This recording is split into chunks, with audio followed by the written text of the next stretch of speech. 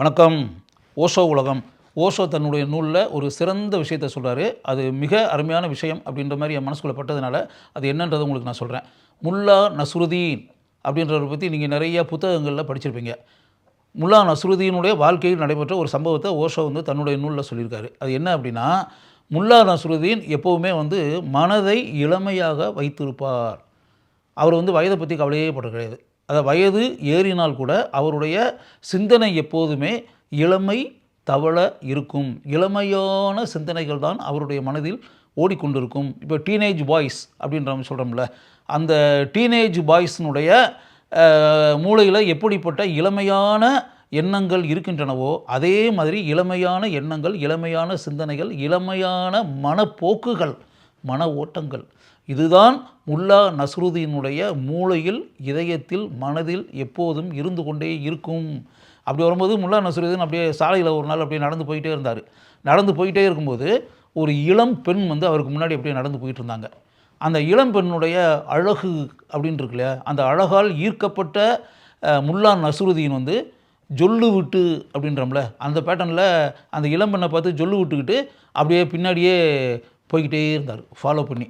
அந்த கேலை பார்த்துக்கிட்டு, அந்த கேர்ள் முகம் எப்படி இருக்குது, கண் எப்படி இருக்குது, கண்ணம் எப்படி இருக்குது, உதடு எப்படி இருக்குது, வாய் எப்படி இருக்குது, கை எப்படி இருக்குது, கால் எப்படி இருக்குது, தலை வாரி இருப்பது எப்படி இருக்கிறது, அந்த ஆடைகள் எப்படி இருக்கின்றன, அணிகலன்கள் அணிந்திருக்கும்போது அவள் எப்படி அழகு தேவதையாக வெளி உலகத்திற்கு தெரிகிறாள் அப்படின்றதெல்லாம். அதே மாதிரி அவள் நிற்கிறது, நடக்கிறது, உட்கார்றது, பேசுகிறது, சிரிக்கிறது, புன்னகைக்கிறது எல்லாத்தையும் அவர் பார்த்து ரசித்து தன்னையே இழந்து, அதனால தான் அவர் தன்னையே இழந்ததுனால தான் அந்த இளம்பெண் போகிற பாதையிலேயே இவரும் நடந்து போயிட்டே இருந்தார். இவர் அந்த இளம்பெண்ணை உட்காந்துருந்தா ஒரு இடத்துல பார்த்தாரு, இவரும் உட்காந்துருந்தார். அந்த இளம்பெண் எந்திரிச்ச உடனே இவரும் எந்திரிச்சிட்டார். எந்திரிச்சு பின்னாடி ஹீ இஸ் ஃபாலோயிங் தட் அழகு தேவதை அப்படியே ஃபாலோ பண்ணிக்கிட்டே போயிட்டே இருக்கார். ஒரு இடத்துல அந்த இளம்பெண் இதை வாட்ச் பண்ணிட்டா. அவர் நினைச்சா, நம்ம உட்காந்துருந்தோம், இந்த கிழவன் ஒரு மூலையில் உட்காந்துக்கிட்டு நம்மளை பார்த்துக்கிட்டே இருந்தான், இந்த ஆள் எதுக்கு நம்மளை பார்க்குறான், இவன் வயசே கிட்டத்தட்ட நம்மளுடைய அப்பா வயசு இல்லாட்டி தாத்தா வயசு இருக்குது, இந்த ரேஞ்சில் இருக்கக்கூடிய ஒரு முடியெல்லாம் நரைச்சி போயிருக்கக்கூடிய ஓல்டு ஃபெல்லோ, இந்த ஆள் நம்மளை அப்படியே ஜொல்லு விட்டு பார்த்துக்கிட்டே இருக்கான், இவன் ஏன் இப்படி பார்க்குறான் அப்படின்னு நினச்சி உண்மையாகவே இந்த முல்லா நஸ்ருதீனுடைய பார்வையிலிருந்து தப்பிப்பதற்காக அப்படின்றக்காக தான் அவன் எந்திரிச்சு நடமாடியே போக ஆரம்பித்தா. இந்த இடத்த விட்டு நம்ம கிளம்புவோம், இந்த ஆள் முறைச்சி நம்மளை பார்த்துக்கிட்டே இருக்கிறான், இவன் பார்த்துக்கிட்டு இருக்கும்போது நம்ம ஒரு அன்ஈஸியாக ஃபீல் பண்ண வேண்டிய ஒரு நிலை உண்டாகுது, அதனால் இந்த இடத்த விட்டு நகர்ந்து நம்ம வேறு எங்கேயாவது போயிட்டு வேறு இடத்துல எங்கேயாவது உட்காந்து நம்முடைய வேலைகளை பார்ப்போம் அப்படின்ற மாதிரி மனசுக்குள்ளே நினச்சிக்கிட்டு தான் அவன் எந்திரிச்சு நடந்தா. அவன் எந்திரிச்சு நடந்த உடனே முல்லா நஸ்ருதீன் எந்திரிச்சு வெளியே அவளை ஃபாலோ பண்ணி வருவார் அப்படின்ற ஒரு விஷயம் இருக்குல்ல, அதை அவள் எதிர்பார்க்கவே இல்லை. அந்த ஆள் அங்கே உட்காந்துருப்பான், அவன்கிட்ட எஸ்கேப் ஆகி நம்ம போயிடலாம் அப்படின்ற மாதிரி நினச்சி தான் அவள் எந்திரிச்சு நடந்ததே. அவர் இவளை பின்பற்றி நடந்து கொண்டு இருந்து அப்படின்ற ஒரு விஷயம் இருக்குல்ல, அதை பார்த்தோன்னே அவள் அதிர்ச்சி அடைச்சிட்டா. என்னையா இது, கிழவன் இப்படி இருக்கான், அந்த இடத்துல உட்காந்துருப்பான் அப்படின்ற மாதிரி நினச்சோம்னா அவன் பாட்டு பின்னாடி நம்மளை ஃபாலோ பண்ணி வந்துக்கிட்டே இருக்கான், இவன்ட்டு தப்பிக்கிறது ரொம்ப கஷ்டமாக இருக்கும் உங்களுக்கு, ஏன் அந்த ஆள் இப்படி வந்துக்கிட்டு இருக்கான் அப்படின்ற மாதிரி நினச்சி ஒரு ஸ்டேஜில் அப்படியே நின்ன உடனே அவரும் நின்றுக்கிட்டார். மறுபடியும் அவர் நடக்கும்போது மறுபடியும் அவர் ஃபாலோ பண்ணார், பின்னாடி நடக்க ஆரம்பித்தார் அவரும். ஒரு ஸ்டேஜ் கொஞ்சம் தூரம் போன உடனே அவர் நின்ன உடனே அவரும் நின்றுக்கிட்டார்.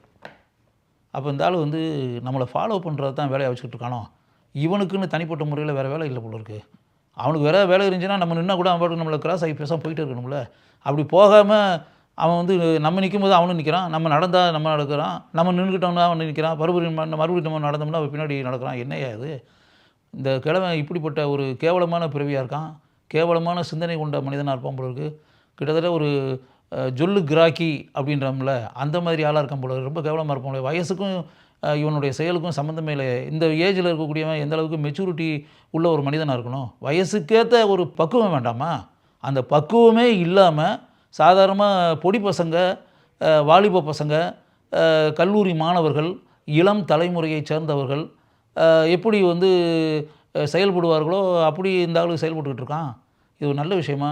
இப்போ யாராவது இந்த விஷயத்தை பற்றி கேள்விப்பட்டாங்கன்னா உண்மையாகவே இதை கண்டிக்கத்தான் செய்வாங்க. இதை யாராவது ஆதரிப்பாங்களா? இந்த ஆளை யாராவது சப்போர்ட் பண்ணுவாங்களா?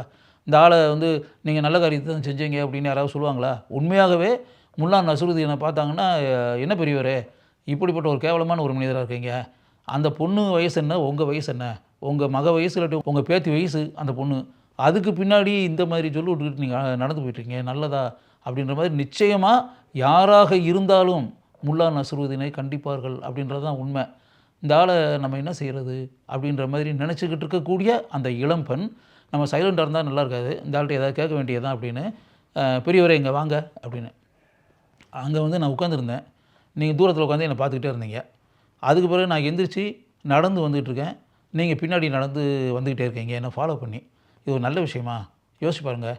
உங்களுக்கு வந்து தலையெல்லாம் நரைச்சிருச்சு, தலை முடியெல்லாம் பாருங்கள் வெள்ளை கலரில் இருக்குது, உங்கள் தாடியெல்லாம் நரைச்சிருச்சு, மீசையெல்லாம் நரைச்சிருச்சு, ஃபுல்லாக உடம்பு முழுக்க நரைச்சி போன முடிகளை வைத்துக்கிட்டு இருக்கக்கூடிய முதியவர் நீங்கள் வந்து இந்த மாதிரி இளமையான எண்ணங்களுடன், இளமையான சிந்தனைகளுடன், இளமையான மன ஓட்டங்களுடன் டீனேஜ் பாய்ஸ் இருக்கிறது மாதிரி இருக்கலாமா பெரியவரே? இது நல்லதா? கொஞ்சம் யோசித்து பாருங்கள் அப்படின்னு சொல்லிட்டு அவள் சொன்னான். அதுக்கு முல்லா நஸ்ருதீன் அதுக்காக வந்து அதிர்ச்சி அடையலை, ஷாக் ஆகலை. என்ன ஒரு இளம் பெண் நம்மளை பார்த்து இப்படி கேள்வி கேட்டாலே அப்படின்ற மாதிரி அவர் நினைக்கல. அவர் அதுக்கு என்ன பதில் சொன்னார் தெரியுமா? ஏம்மா ஒரு விஷயம், நீ வந்து இந்த கேள்வி கேட்குற மீசையெல்லாம் நரைச்சிருச்சு, தலைமுடியெல்லாம் நரைச்சிருச்சு, தாடியெல்லாம் நரைச்சிருச்சு அப்படி இப்படின்ற மாதிரி நீ சொல்கிற. சரிம்மா, தலைமுடி நரைச்சது உண்மை தான், தாடி நரைச்சது உண்மை தான், மீசை நரைச்சது உண்மை தான். ஆனால் இதயம் நரைக்கலையாம்மா, இதயத்தில் நிறைய விழலையே. இதயம் வந்து பிளாக்கால் இருக்குது, அங்கே கருப்பு முடி தானே இருக்குது இதயத்தில். ஒரு விஷயத்தை நீ புரிஞ்சுக்கோ. அதாவது என்னென்னா, இப்போ நீ வந்து பார்க்குறது நரைச்ச தலைமுடியவும், நரைச்ச தாடியவும், நரைச்ச மீசையவும், அதை பற்றி தான் நீ நினைக்கிற. நான் எப்போவுமே ஒரு விஷயம் தெரியுமா, நான் வாழ்க்கையில் சில குறிக்கோள் அப்படின்ற மாதிரி இருக்கும். என்னுடைய வாழ்க்கையில் நான் ஃபாலோ பண்ணக்கூடிய சில கொள்கைகள் அப்படின்னு இருக்கும். நான் எப்போவுமே வந்து எப்படி தெரியுமா, அந்த நரைச்சி போன தலைமுடின்ற நரைச்சி போன தலைமுடியை நான் ஃபாலோ பண்ணக்கூடிய ஆளே கிடையாது. நான் எப்போவுமே நரைச்ச ஹேர் அப்படின்றதுல அதை ஃபாலோ பண்ணுறவன்ல, கருப்பாக இளமையாக இருக்கக்கூடிய இதயத்தை ஃபாலோ பண்ணுறவன் நான். எப்போவுமே நான் இளமையான சிந்தனைகளுடன், இளமையான மன ஓட்டங்களுடன், இளமையான எண்ணங்கள் தான் எப்போவுமே என் மனசில் இருந்துக்கிட்டே இருக்கும். நான் எப்போவுமே நரைத்த எண்ணங்களுடன் இருக்கக்கூடிய மனிதன் அல்ல. I am always following my black heart. இப்படிப்பட்ட பதில் முல்லா நஸ்ருதீனிடம் இருந்து வந்தது. இந்த பதிலை கேட்ட உடனே அந்த இளம்பெண் என்ன நினச்சிருப்பா இவரை பற்றி? இவரை கேவலமாக நினச்சிருப்பாளா, இல்லைன்னா சிரித்து அப்படியே நடந்து போயிடுவோம் அப்படின்ற மாதிரி நினச்சிருப்பாளா அப்படின்றத உங்களுடைய கற்பனைக்கே நான் விட்டுறேன். இருந்தாலும் ஆழமாக சிந்திக்கப்பட வேண்டிய விஷயம் இது.